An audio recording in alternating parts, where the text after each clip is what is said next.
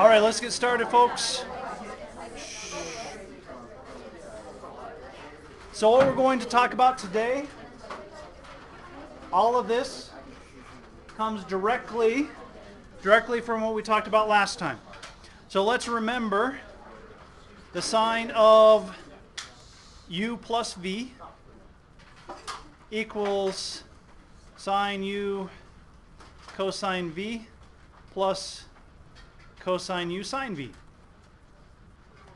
What we're going to do today is, instead of two different angles in here, we're going to put two of the same angle in there.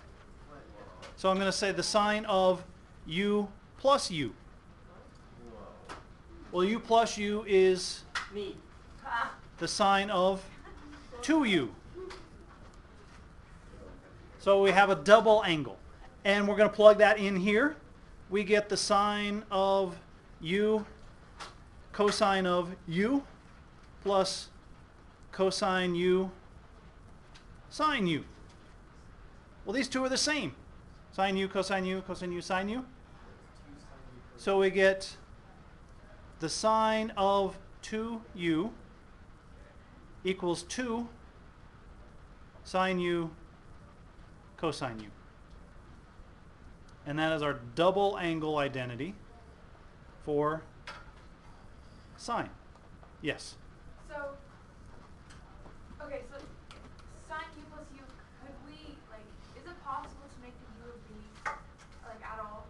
Because, like, if you have a, I don't know, some degrees or something, and we separate it and they're two of the same, would the other equation still work for it? Yeah. Okay. Yeah. We're just simplifying it. Yeah, okay. So there's our double angle sine formula. We're going to do the same thing with cosine. Cosine of u plus v, if we remember, cosine u cosine v minus sine u sine v. So the cosine of u plus u, two of the same thing, cosine 2u, is cosine u minus sine u sine u, which tells us that the cosine of 2u is cosine squared u minus sine squared. Will you give this to us on the test? Yes, these all the equations, all the formulas from yesterday, and all the equations from today, I'll provide for you on the test. Yes. Why do you put the square on the cosine? Because we have cosine times cosine, so that's cosine squared, and here we have a sine times a sine. So that's what, like, why do you put on the cosine? Well, we're not squaring u. This is we're saying this is shorthand for cosine times cosine. So we do it that way, so we don't have to write it like this. Otherwise, we'd have to write it like that in parentheses. So this is just a shorthand of that. And what we can do here is we can replace cosine squared u with 1 minus sine squared u. So we can also say that cosine of 2u is, when we do that, 1 minus 2 sine squared u. We could also replace sine squared u with 1 minus cosine squared u. And if we did that and rearranged a little bit, we'd get 2 cosine squared u minus 1. So we have 3 double angle identities for cosine. The one that you use will depend on the problem.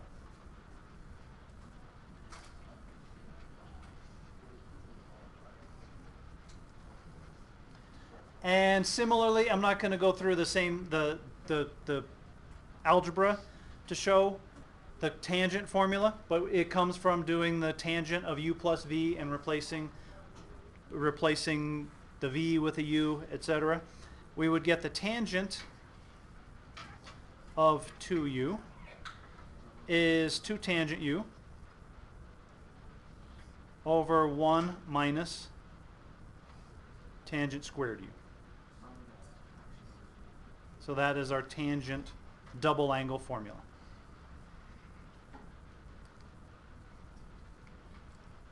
So those are our double angle formulas for today.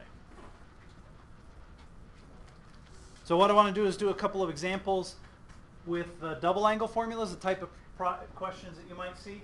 And then we're going to use these two with the cosine double angle formula to come up with what we call half angle formulas. And what we decided to do in chapter 5, this last section of chapter 5, is show you there are others in this section of chapter 5 that they do in the book. These are the ones that you're most likely going to see in the future. The sum and difference formulas definitely you'll see, and the double angle and half angle formulas you're going to see as well. The other ones not as much. So we picked out the most important ones. All right, so let's look at a couple of examples. One of the questions on the equation sheet, I told you the last 3 on the equations worksheet, don't do those because we don't know how to do them yet. I think it was this one or one very similar to this one.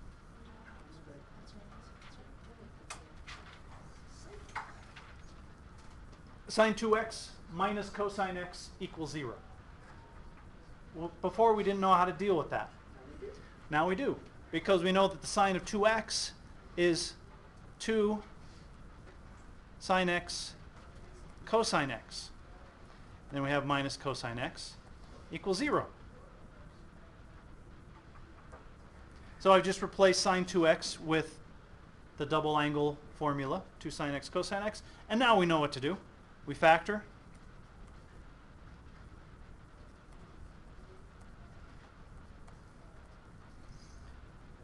And this tells us that cosine x equals 0, or from this one, sine x equals 1/2. And now we just have a nice unit circle problem. Where do we get cosine x equals 0? Pi over 2 plus 2n pi, and where else? 3 pi over 2 plus 2n pi. Sine x equals 1/2. Pi over 6 plus 2n pi. We need the y coordinate to be the short side, and 5 pi over 6.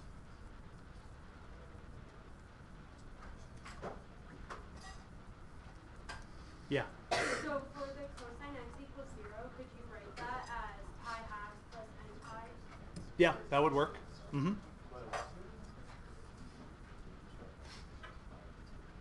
All right, questions there?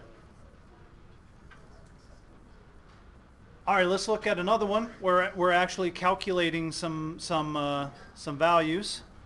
So let's say we're given that sine x equals 12/13, and pi over 2 is less than x, less than pi. We want to find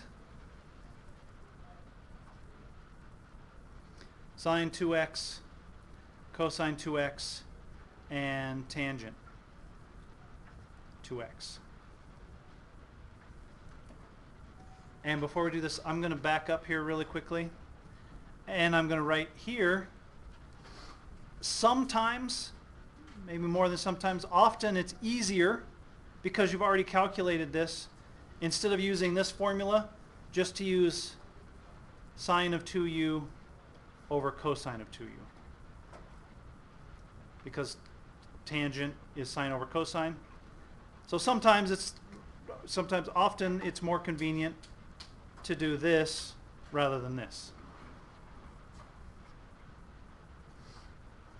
All right, so let's go back to our example. I'm going to do this cosine 2x first, because we know that the cosine of 2x, one of the ways we can find this double angle formula is 1 minus sine squared x. Sorry, 2 sine squared.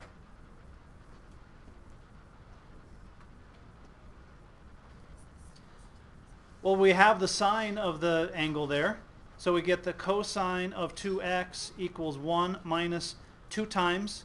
The sine of x is 12/13, and we need to square that. So we square 12/13, multiply it by 2, subtract it from 1, and we get negative 119 1/69. The 1/69, the 13 squared is our common denominator.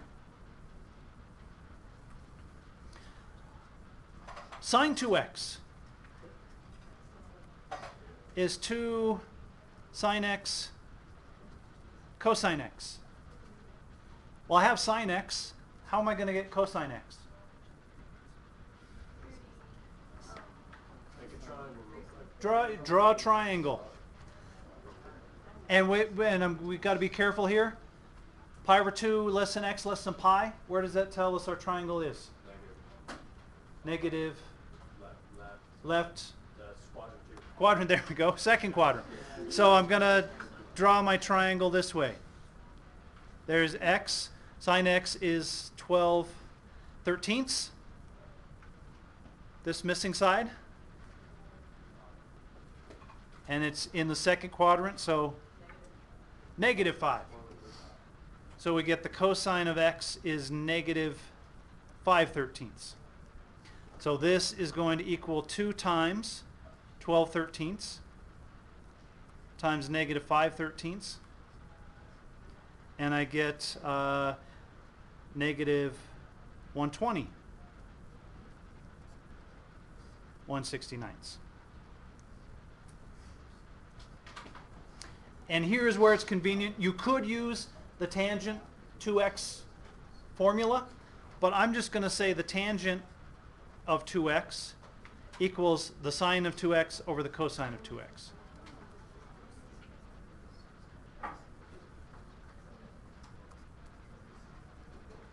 And I get 120 1/19.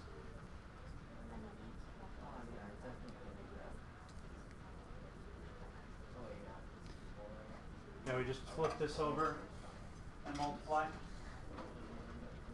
And now we have the sine, cosine, and tangent of the two times that angle, just from knowing the sine of the angle, using our identities. And if I found the cosine of 2x with the identity from the cosine x, I'd get the same answer, or the one that has cosine squared and sine squared, I get the same answer. All right, now I have a question for you. Oh, no, Do you know why? No idea.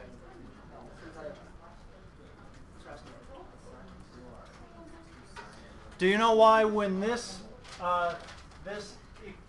equation went into the bank, it couldn't get a loan? It did not have a cosigner.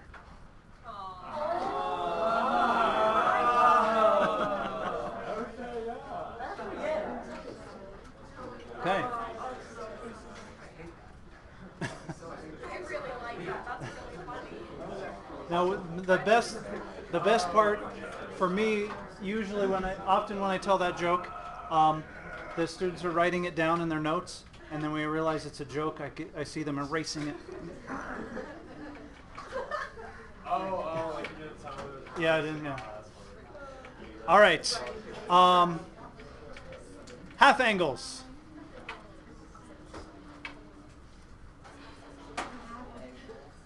Sorry, I write notes.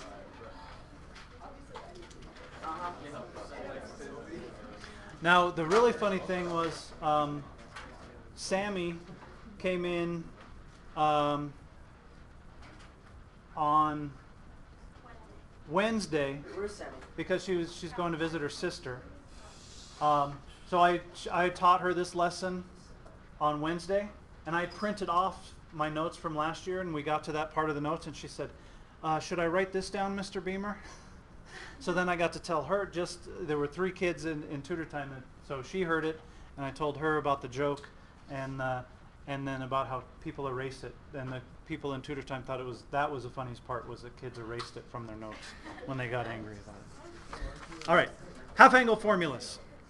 I want to start by looking at this equation. Cosine of 2u equals 1 minus 2 sine squared u. Now, can we all agree that u is half of 2u? Yes. Yes? U is half of 2u? Yes. Yeah? So I could write this equation as the cosine of u equals 1 minus 2 sine squared of u over 2. This is half of this. They mean the same thing. What we're going to do now is solve this equation for sine of u over 2, and we'll have a half angle identity that comes from this. So I'm going to add 2 sine squared u over 2 to both sides and subtract cosine. So I get 1 minus cosine u. Sine squared u over 2, divide everything by 2.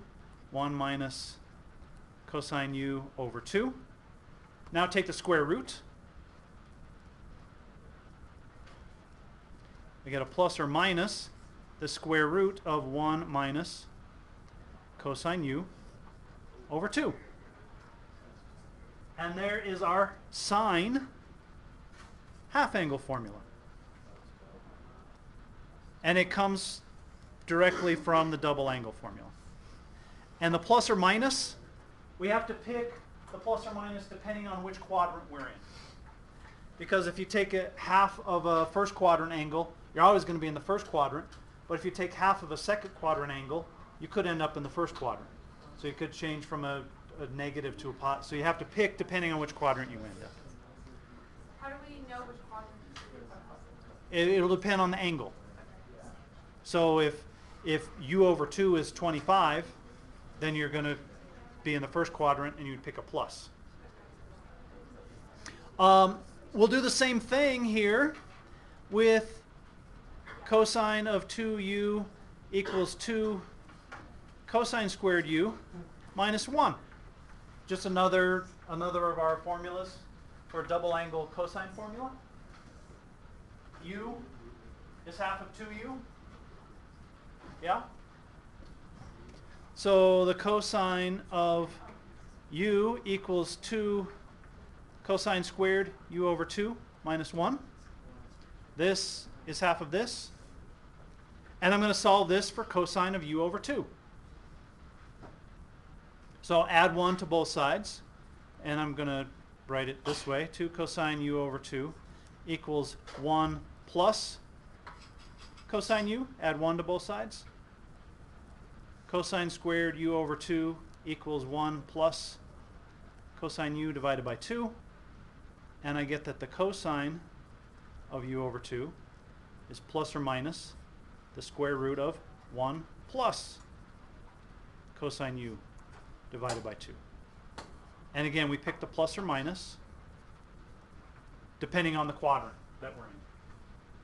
So there's our half angle cosine formula.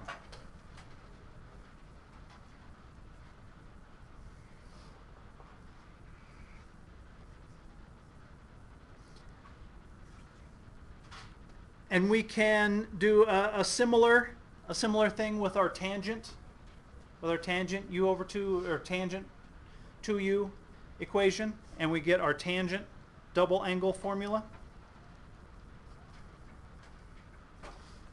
Tangent of u over 2 equals 1 minus cosine u over sine u. And we've worked with this identity before. That equals sine u over 1 plus cosine u. We've worked with that identity in the past. So that's going to be our tangent half angle identity. And again, this is a part of the reason I give you these formulas. They're so similar These are just different by a plus or minus. They're really similar. This one I never remember. These I would have to come up with from this. I remember these.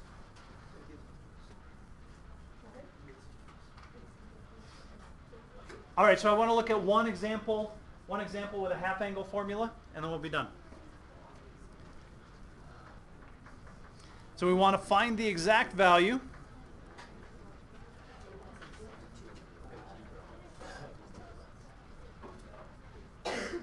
And I'm going to say with a half angle formula,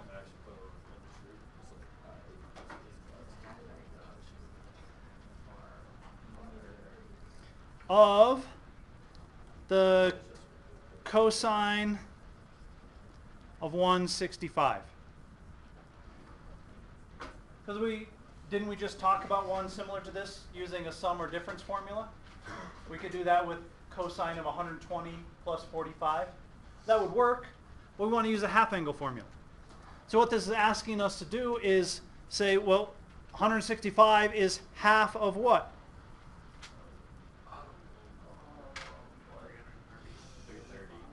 330 divided by 2. So in our formula, this is u over 2, and 330 is u. So we can say the cosine of 165 degrees is, and we're finding the cosine of 165. Is cosine going to be positive or negative? Negative, because we're in the second quadrant, right? So we have to choose the negative sign. That's how we would choose there, because 165 is a second quadrant angle. So our cosine has to be negative. Negative square root of 1 plus cosine 330 over 2. And the cosine of 330 360 minus 30 square root of 3 over 2. And we're dividing that by 2. And that's all inside the square root. In your book, the answers, they'll do a lot of work to simplify this. Just leave it written like that. That's fine. No need to do anything else to that. All right, questions? Okay.